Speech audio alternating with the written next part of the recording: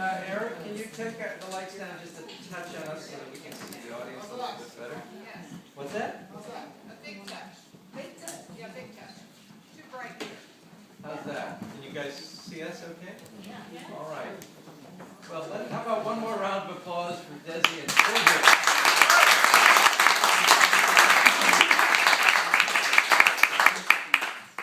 I'd like to give just a brief bio of you, if that's acceptable. Half of these people are my friends. Well, let's skip it then.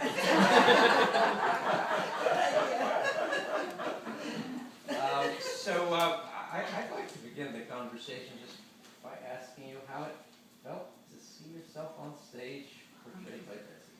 Oh, it's fabulous. There are parts where I feel, and I think to myself, you sound more like me than I. And I thought, wow, I'm really that lefty and like really pause in the middle of sentences to. I guess I do. No, I think it's uncanny how much you carry your body in that way. I actually sat up a little taller. Something a little corrective. I didn't have to lean over like that. No, I thought it was great. Thank you so much. And this time I had a little bit more time. The first time that I saw you do this was at Marin Academy. That's right. And Harrison, who's here tonight, was there as well, and we sat in the back row, and he started being made in that way, and so uncannily like me. And Harrison leaned over and he said, "Are you all right, buddy?" You know, and just the truth to tell, that time I was so getting used to you being me, and a little bit comparing myself. Am I as sage as these other people? Are they sager than I do? Because that isn't the ego, the vanity is the last thing to go, the sense of, am I more spiritually, or do I appear to be? Who could know? But tonight I really could listen to more of what you said. And I think you said so well that, first of all, you ended up by bringing it all together so well. It's like, this is really the message. And just in the last 10 minutes you said, when we are able to rise above our self-obsession, that's a really great line. That's really, it's not what's out there, but the ability to not be stuck in ourselves and to be out there. And not just to be open to what's happening, but responsive to what's happening, which I thought you made very clear. That the part about being so touched about somebody saying, "I'll pray for you," that I'm glad that you have that part in about what Martha said. Because just for everybody to know that Buddhists pray in the sense of making, they say prayers. Prayers are things that begin with the word may. May it come to pass that, this or that, or the other thing happens. And I think we do that for the very reason that you make clear so many times in the evening, which doesn't have anything to do with whether or not we're able to say this is what happens, and things happen to people, and they do happen to people, and you say all of that, and still really feel terribly pained about somebody suffering or impending loss. And I think it's a human thing to wish it was other.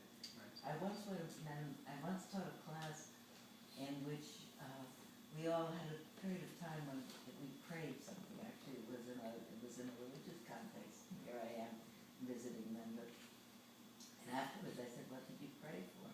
And people went around the room and they said, "I prayed for my sister-in-law. I prayed this. I prayed that. I prayed that." And then one man said, I love this. He said, "I don't pray." He said, "But I hope." And I think that's a great thing to say, because we all hope, whether or not we think there's anybody up there or in there or somewhere. We really hope, may your Lyme disease go away for good and all. May your mother be well forever and ever. May your brother thrive. Because that's what we actually feel. It would be ridiculous to say that, it's all just unfolding. It's unfolding, and I am moved by the unfolding. So I thought you did that great. I really got it tonight. But I was not so busy thinking about how do I my look. While you're busy being me, I can really We thought of installing little voting machines on the armrests. The audience could vote Like for or not like. who comes off as most sage, yeah.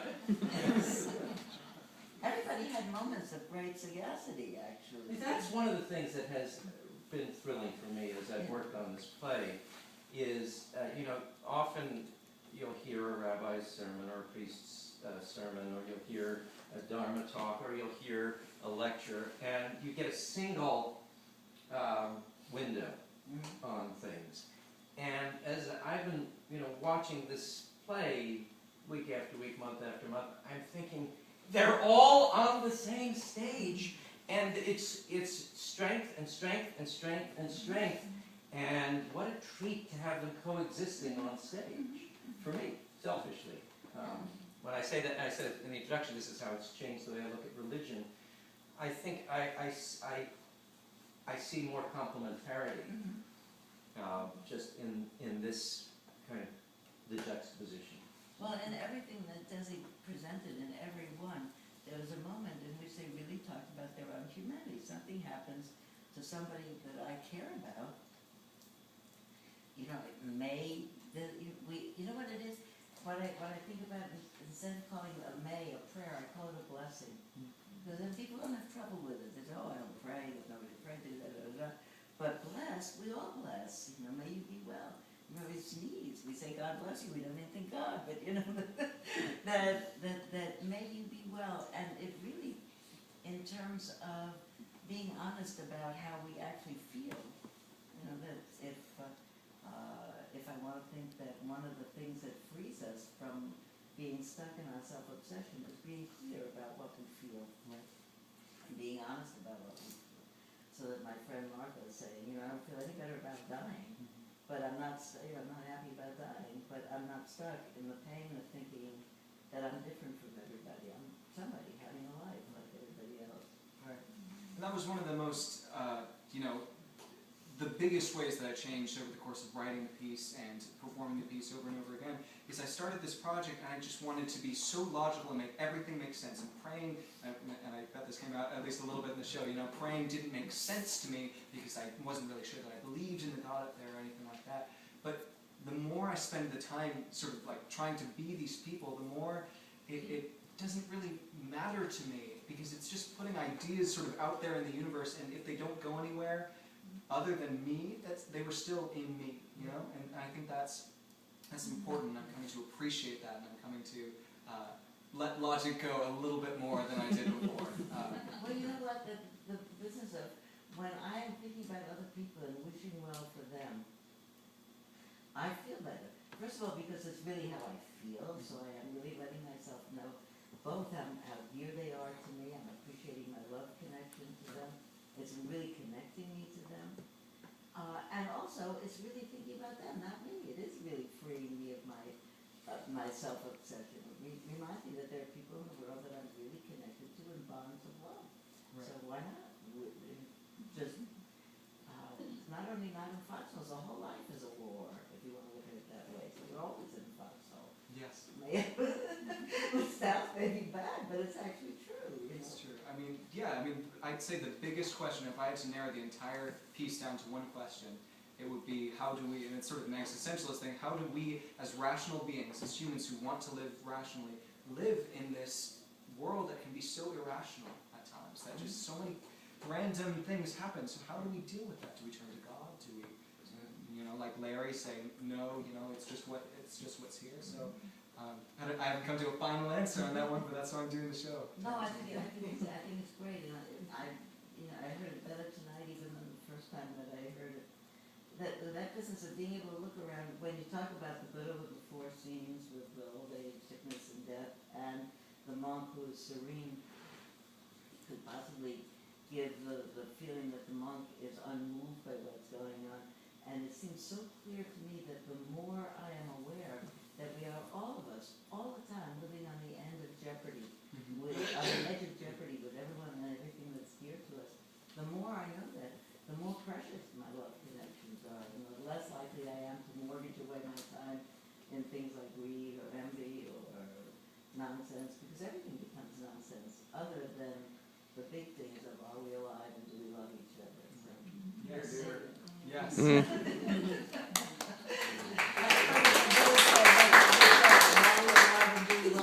But I think that's about it. So I want to open it up to the audience if there are any questions for Sylvia, for me, for Charlie. Yes. For Sylvia, I want to know how you came to do this, or like how you discovered that. I'm an accidental Buddhist. I was all of my life, I think. I can't remember a time when I was not aware of absolutely the fragility of our lives and our connections, and that our lives, however well they were going, could at any moment change. And in my 30s, I became really acutely aware of the fact that my life was, from every point of view, completely wonderful. I've been married to the same person who's right here now for almost coming on 60 years. Mm. We have 4 children who were born healthy, who still, they've had health crises, but they're healthy. But at that time, everyone was well. It was really a storybook kind of I had everything I wanted. Had even a profession that I loved.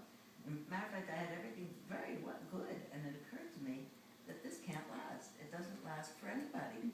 And I became, if anything, less at ease in my life, like you're waiting for something to happen. And then some things happened around it, not to my family, but a car ran up on the sidewalk on the street that I live on, and 2 young girls in my daughter's 2nd grade class and 3rd grade were killed. They were sisters. They lived down the street. I was really plunged into a tremendous despair, because that was my worry, and it was enacted on my very street, not in my very family. But couldn't imagine how, just as when you look at everybody's plagues, how could there be a world where children are run up on the sidewalk when they're walking to school? It was Newtown for me. Yeah, It's just how can there be a world like that? It can't be anybody who's in charge of the world, because that doesn't work.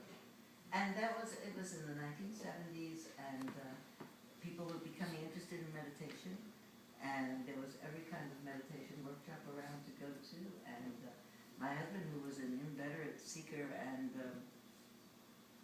auditioner of new paths, would go and do something and come home and say, "So this is great, you should try it." And a lot of things that I got initiated into this and that and the other, and they were great, but I wasn't really captivated by them. And then he went on a mindfulness retreat for a couple of weeks, and he came home and he said, "So this is great, you should try it."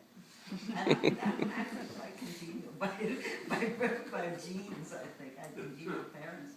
So okay, I'll try that. And I never left. I really liked it. And it's coming on 40 years. And I liked my teachers, and they talked about the very things that I worry about. They named the fact that life is fragile, and that you don't know when you say to somebody, "I'll see you later, I'll see you tomorrow," that's any more than an actuarial guess. You're just guessing. And you might not. And if I lived every day in the awareness, when I say goodbye to my children and my grandchildren, if I lived every time I said, "I'll see you soon," thinking, well, maybe, but I would be a tormented person, and you have to let people go out the door. So you have to live in the simultaneous awareness that could happen at any time. It will happen to a lot of people today in the world who will be struck down with one thing or another.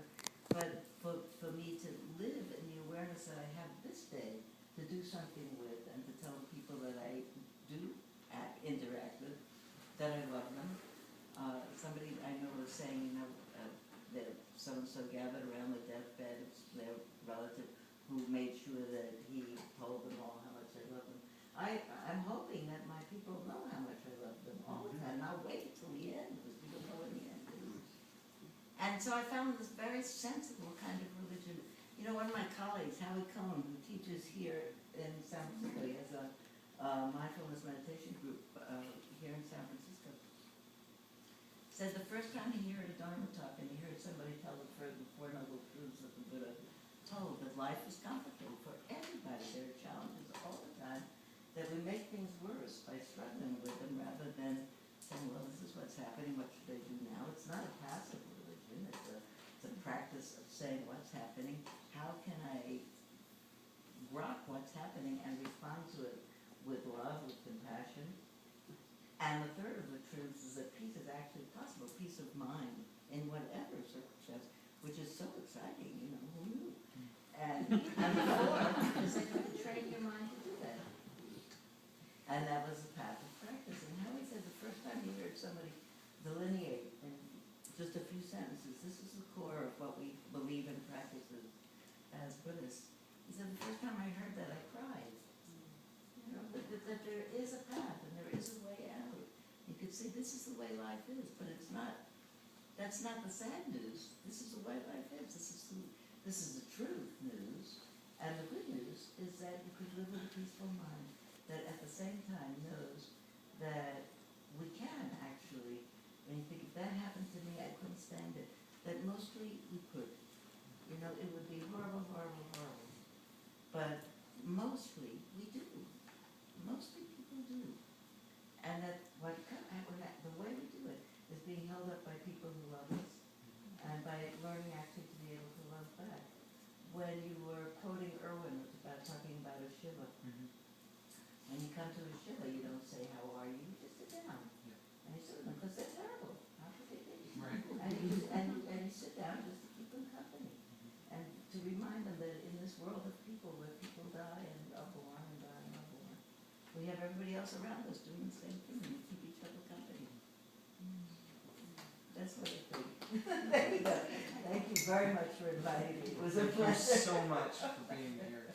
I loved it. I got those first two seats right in the middle.